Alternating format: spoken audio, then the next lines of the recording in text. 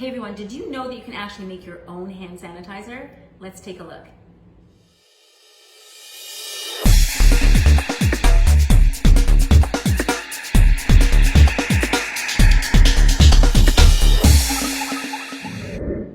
Hey everyone, it's Linzi Martinez here, and we have something very, very important to do. We are going to make our homemade hand sanitizer because of the coronavirus and to keep your family protected. There's not a lot of places right now that are carrying the actual hand sanitizers because everybody's sold out. And sometimes the hand sanitizers have a few things in there that aren't so good. So we're gonna make our own really effective home hand sanitizer. And unfortunately, for me, I used to make my hand sanitizer with absolutely very little alcohol, if any, and I use that with essential oils because there's some very good essential oils that are antifungal, antibacterial, and antiviral. However, with the coronavirus outbreak, we want to add in that alcohol, and the Center for Disease Control says it needs to be 60% alcohol or greater. So we're going to use some alcohol today, and I'm going to show you how to make it right here in your home, cost effectively, and to make sure you are protected. So let's get right to it. What you're gonna need is aloe vera gel. Please make sure that your aloe vera gel is pure and there's nothing else in it. You're going to need some alcohol.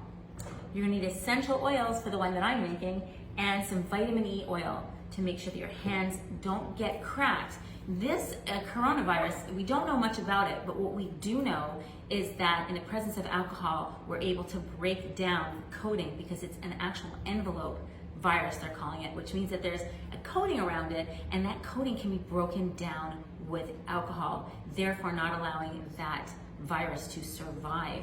So really, really important to make this, and I want to tell you there's other ways to protect yourself. The other ways are washing your hands. This is not going to take the place of washing your hands. If at anything, at any cost, you can wash your hands with soap and water and rinse your hands well. It's 30 seconds, they say 20, but I would do it for 30. You wash your hands like this, you make sure you get in between your fingers and under your nails. Try and keep your nails short right about now. That would be a good thing. And then rinse and thoroughly dry. Really, really important. So let's show how we make this, right? So we are going to take our alcohol. It is 2/3 alcohol. So we're gonna put this in my measuring cup and we're gonna put it in a bowl. Everything has been sterilized. It's really important. You don't want any contaminants in here. So all of my glass bottles have been sterilized, and all of my equipment that I'm using here has been sterilized. So we're gonna grab our aloe vera gel. Aloe vera gel is actually going to make this formula soft for your hands because viruses need a host. Pour that in there.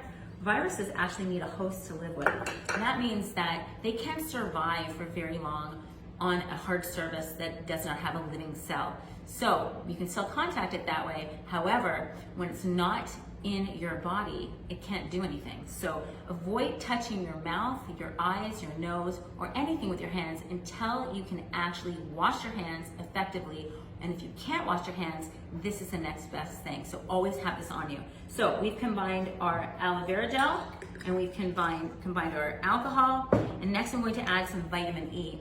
So the vitamin E is there to soften your hands. It's also used as a preservative. We want to keep our hands soft because alcohol is very, very drying. And we don't want any cracks in our hands because, again, if there's cracks or cuts on your hands, the viruses can get in. So we're going to add 10 drops of my vitamin E oil.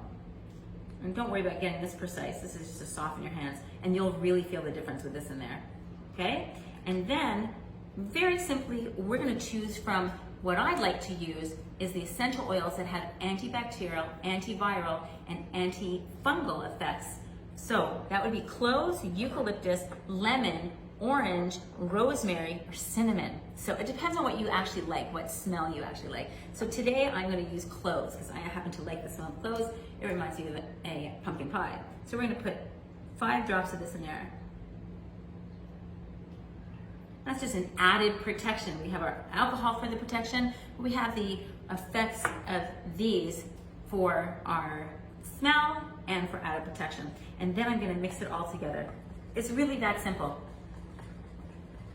So I'm mixing it all together. Really make sure you mix it. I'm using a wooden spoon. You can use a whisk too, that really helps. Good mixing here. Perfect, and I'm gonna pour it in here to make it easier to pour into my bottle. Now with the glass bottles, I put it in glass because plastic can carry germs, and glass, we know, we're protected once you boil this. Now, it's really, really important to label your bottle as hand sanitizer, because this looks kind of appealing, and for our younger ones, we don't want them drinking this because it is poisonous. So what we're gonna do here is that we're going to pour this in. This simple, guys. Excellent. We're gonna put our lid on it. We fill up the bottle. And bingo, you have hand sanitizer. Way to use this, we spray our hands everywhere, under our nails, under our hands, and then rub your hands together. What you're gonna see is that this is like slippery because it's got all those yummy oils in it. And when it dries, you can smell the alcohol initially, but when it dries, you're gonna smell that amazing cloves or the lemon or whatever your choice is. Now you can also add other essential oils to make sure that you enjoy the smell. And that's basically it, guys. Be protective, be preventative. It's really, really important. And enjoy. Any questions, please feel free to email me or please feel free to leave a message here. Have a beautiful day.